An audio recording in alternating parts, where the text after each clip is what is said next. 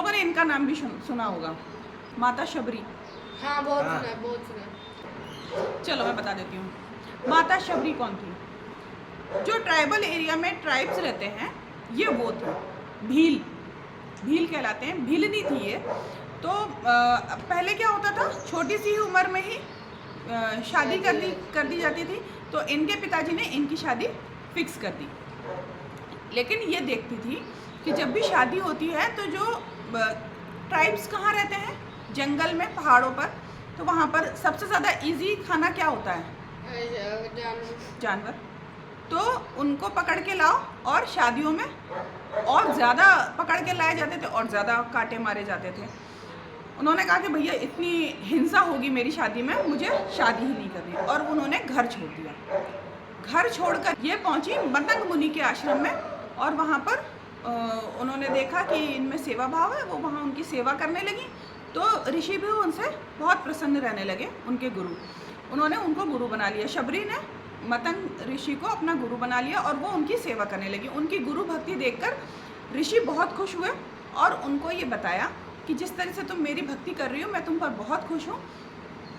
कई सालों के बाद में यहाँ पर तुम्हें भगवान राम के दर्शन होंगे। तो अब वो राम जी की प्रतीक्षा कर रही थी। समझ में आ रहा, प्रतीक्षा मतलब वेट कर रही थी। ये बोलता ना, इतनी हिंदी बोल दी तो समझ में नहीं आ रहा। तो इतने सालों से वो उनकी प्रतीक्षा कर रही थी, राम जी की। राम जी और लक्ष्मण जी, जब माता सीता को रावण ले गया अपहरण करके, तो वो उनको ढूंढते ढूंढते यहाँ पहुँचते हैं, माता शबरी के पास में। और शबरी तो उनकी प्रतीक्षा कर ही रही थी। शबरी क्या करती थी उनकी प्रतीक्षा में रोज़। अब उनको ये मालूम था कि कई सालों के बाद राम जी आएंगे, लेकिन कब आएंगे ये उनको नहीं मालूम था। तो वो क्या करती थी, रोज़ अपना घर सजाती थी भगवान के लिए, उनके लिए खाने के लिए क्या होगा, फ्रूट्स।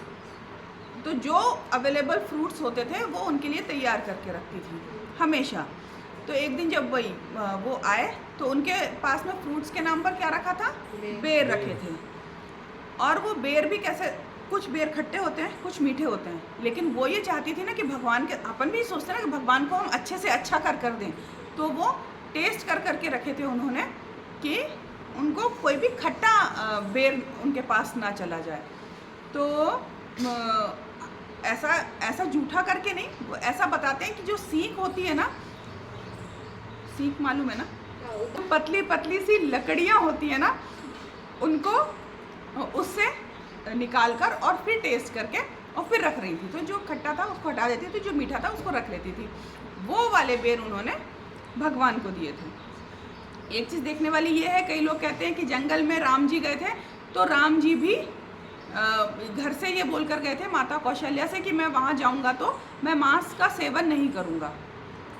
हाँ, तो नहीं, तो कुछ लोगों का कहना यह है कि मतलब पहले करते थे क्या, जो वहाँ जाऊँगा तो नहीं करूँगा।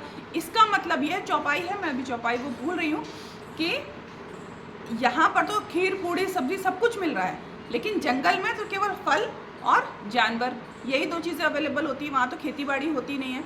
तो उन्होंने बोला था कि मैं इस बात का भरोसा देता हूँ कि मैं भूखा रह लूँगा, लेकिन मैं हिंसा नहीं करूँगा, किसी भी जानवर के साथ में हिंसा नहीं करूँगा, ये कहने का मतलब है। तो वो बेर देती हैं, राम जी वो बेर खाते हैं, उनके जूठे बेर, और वो वहाँ से उनको वहाँ का रास्ता बताती हैं कि सीता जी के लिए उनको सुग्रीव से मिलने का, कि सुग्रीव से जाकर आप कहाँ पर मिल सकोगे। वहाँ पर उनको राम जी नवधा भक्ति देते हैं। देखो ये चीज़ है कि लोग है ना बड़े बड़े मंदिर बनवा देते हैं अपने ही घरों में, लेकिन पूजा करने का उनके पास समय नहीं होता है। और इन्होंने क्या किया, केवल भक्ति की। और भगवान ने क्या, लड्डू और ये सब उनको नहीं चाहिए। जो प्रेम से आप जो दोगे, आपके पास जो भी कुछ है ना, जो भी कुछ दोगे वो सब कुछ स्वीकार करते हैं। ये चीज़ है, मतलब आप छोटे हो बड़े हो, अमीर हो गरीब हो, इस बात से कोई फ़र्क ही नहीं पड़ता। भगवान से मिलकर फिर उन्हें क्या मोक्ष मिला, और वो एक क्या बोल सकते हैं कि मिसाल बन गई हम सब के लिए भक्ति की, कि भक्ति ऐसे सालों साल वो भगवान की प्रतीक्षा कर रही। भगवान ने दर्शन दिए, उनके भगवान ने जूठे बेर भी खा लिए, तो ये किस में, भक्ति में। और उनको भगवान ने उन्हें मोक्ष दिया, और वो हमेशा के लिए धरती लोक को त्याग गई। ठीक है, आ गई बात समझ में?